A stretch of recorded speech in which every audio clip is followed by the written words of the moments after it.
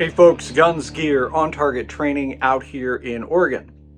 Before we get started, if you enjoy our content, please like, share, subscribe, and above all, comment. Looking at the analytics, still about 60 to 65% of the people who watch the videos have not subscribed. So we'd love to earn your subscription and hopefully get you on board and get you sharing feedback, comments, ideas, proposals, suggestions, all of the above.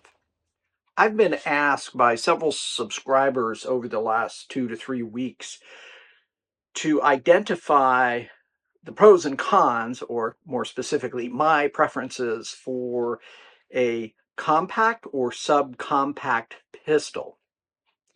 I recognize so much of that is subjective. So likely some of you are going to have a different perspective or say, I disagree with on target training and what they're suggesting here.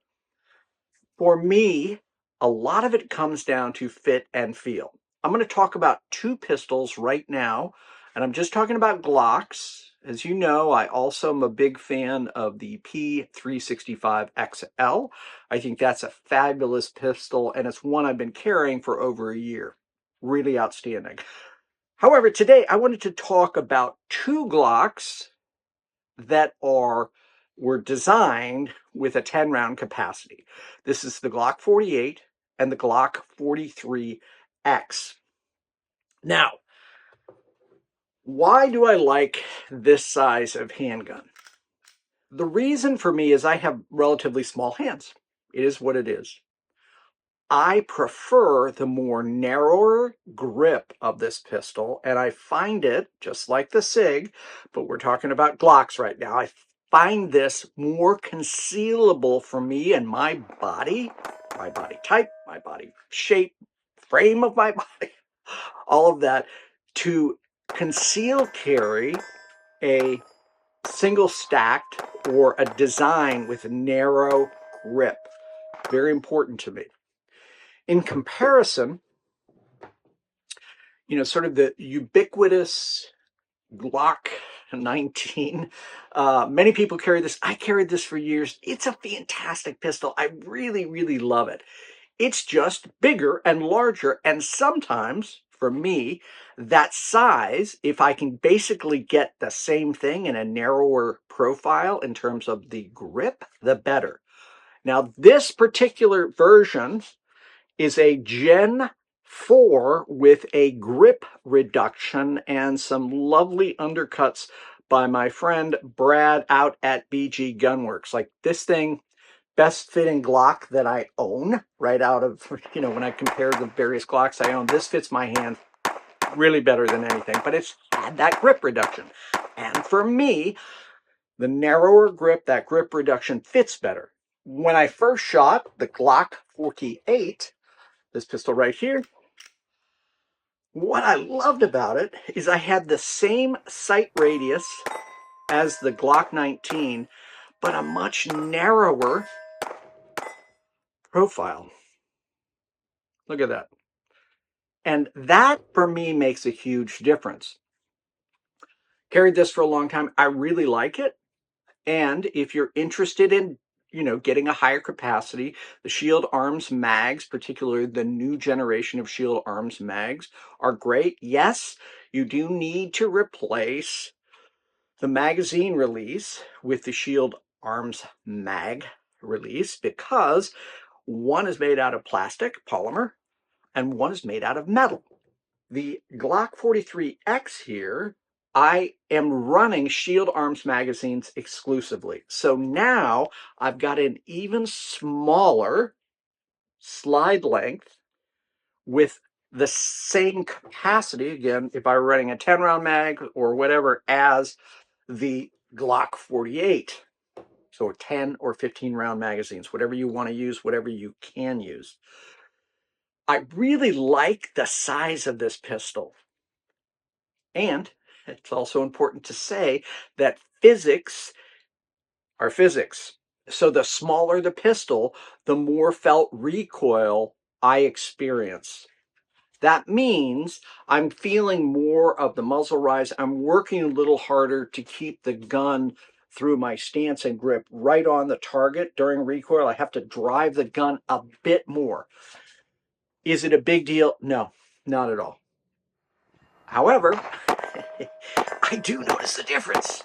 Shooting these two pistols, the smaller the pistol, the more felt recoil.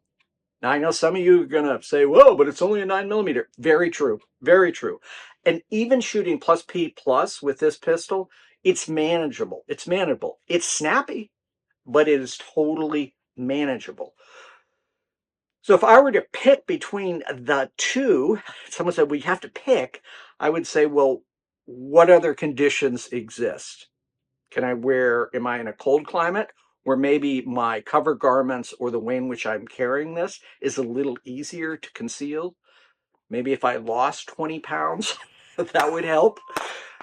So those factors I think are really important when you're thinking about a compact or a subcompact pistol. What I notice is the shorter the slide is, the more disciplined I have to be with my marksmanship.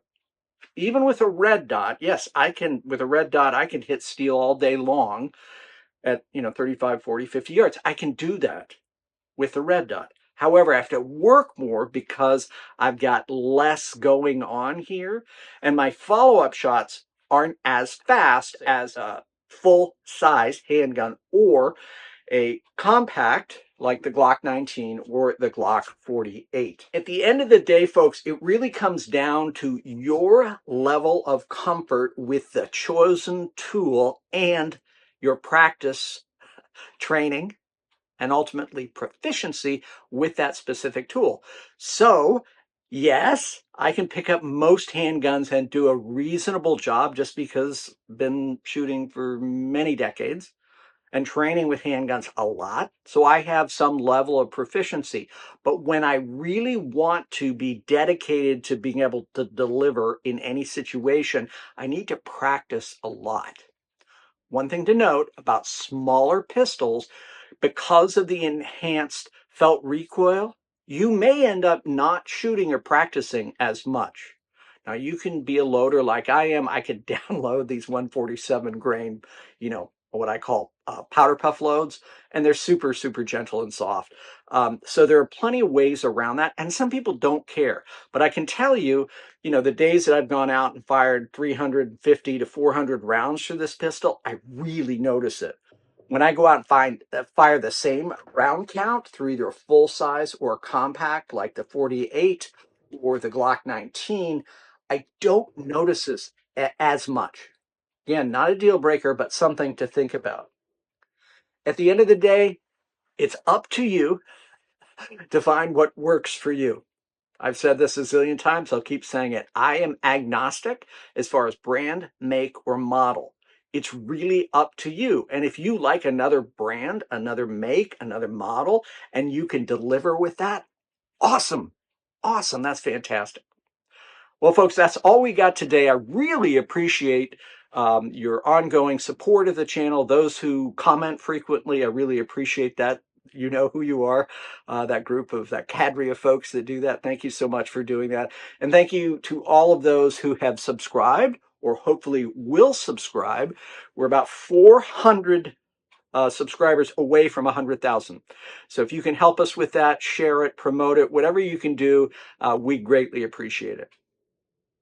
That's all we got for today. Thanks so much for watching. Finally, and as always, stay safe.